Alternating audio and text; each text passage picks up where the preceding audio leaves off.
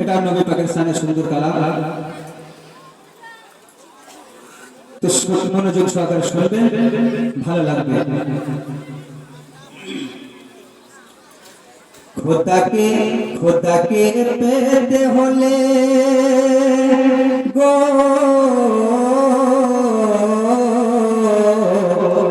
খোদাকে পেতে হলে হবে না শুধু সেজদাই, দিলে না থাকিলে নবী হয় না রে নামাজ আদায়, দিলে না থাকিলে নবী হয় না রে নামাজ আদায়। খোদার